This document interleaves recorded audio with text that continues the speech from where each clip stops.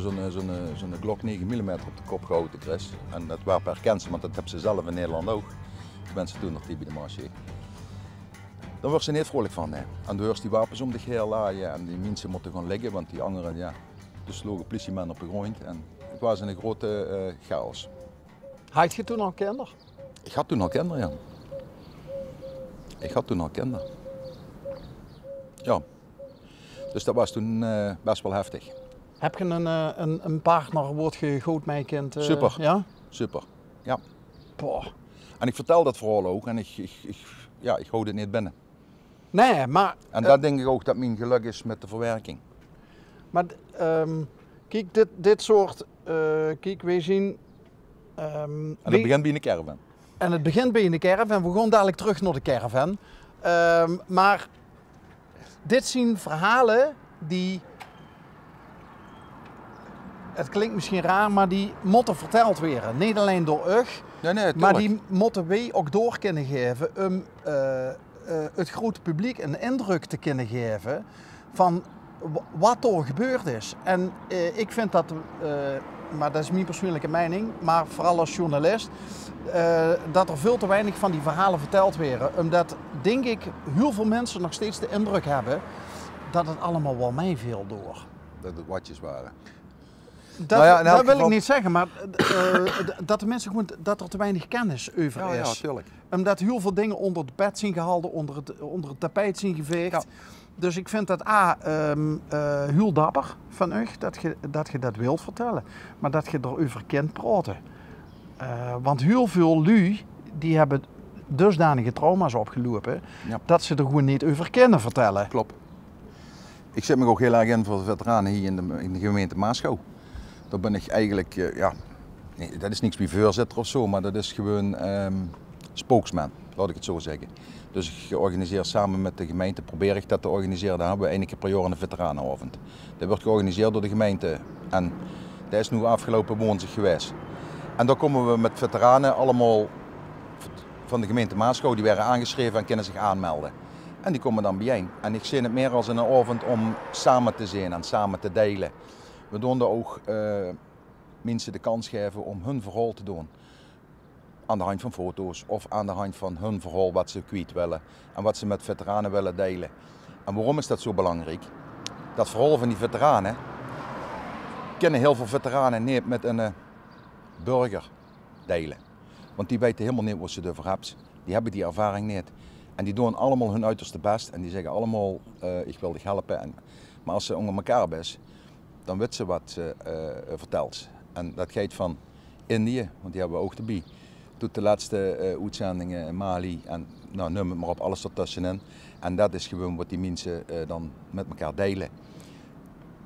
En dat is toch wel wat ik heel belangrijk vind en wat ik ook elk jaar mag inzet, dat we die avond wel hebben. Ja. We hebben ook hier in Maasbracht een veteranen gedenkteken gekregen.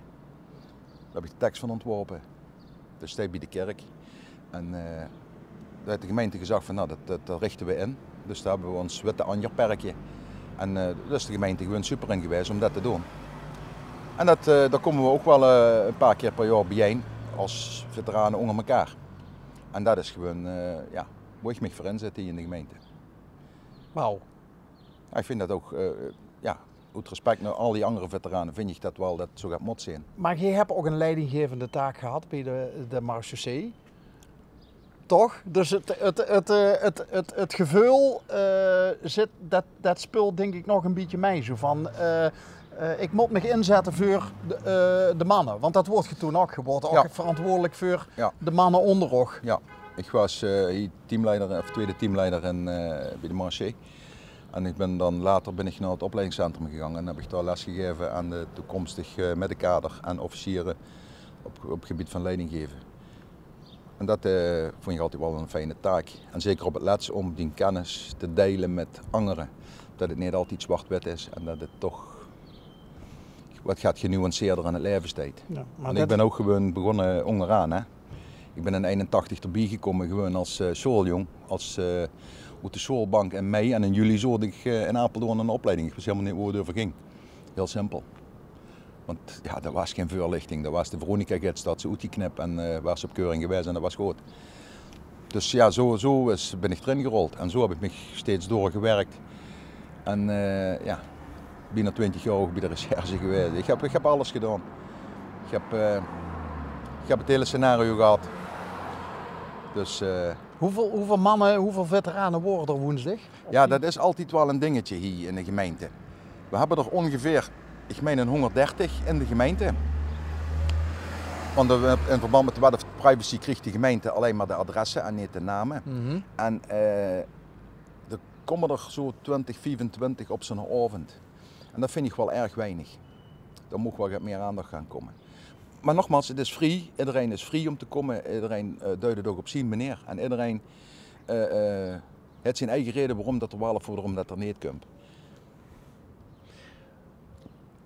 Ik heb een zwak voor veteranen en alles wat ze meegemaakt hebben. En ook het gevecht wat ze daarna hebben met de trauma's die ze opgelopen hebben. Dus ik ben ontzettend blij dat ze die verhaal met mij, met ons, willen delen.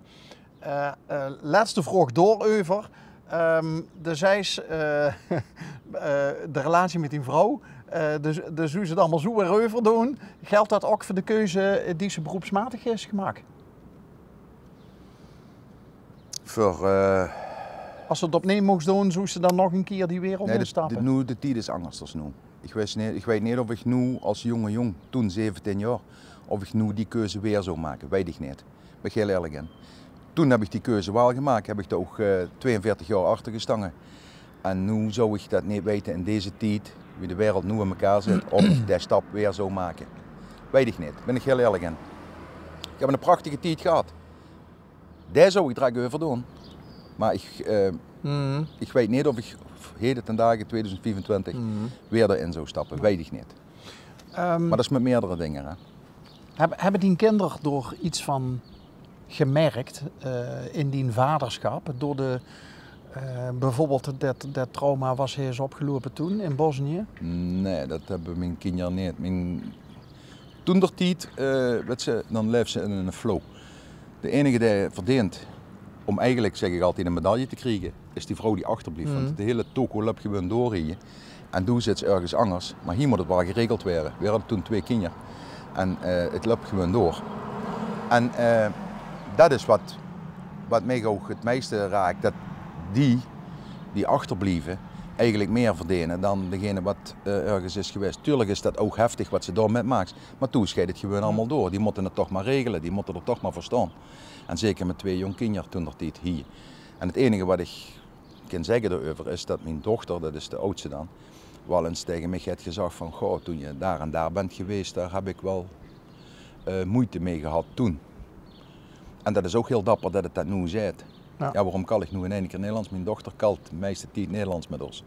Dat heeft ook zijn reden. Maar ja, die had die op Schippers, wie dat kleuterschool was dat allemaal nog niet zo. En dan zo dat hier bij Schipperskinderen, en die kalden natuurlijk allemaal Nederlands. Ja. Dus mijn dochter kalde ook Nederlands. Maasbracht is een smeltkroes van cultuur, hè?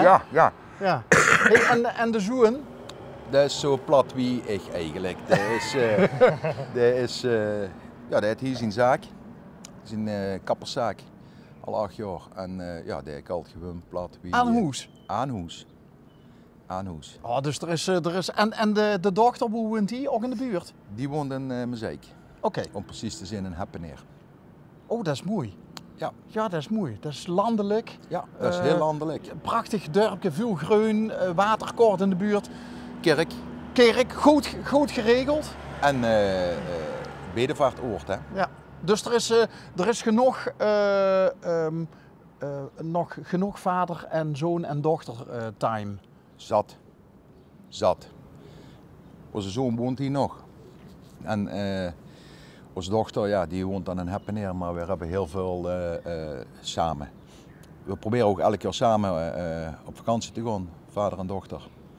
En mijn zoon gaat nu met mijn vrouw weer weg. Dus, oh, leuk.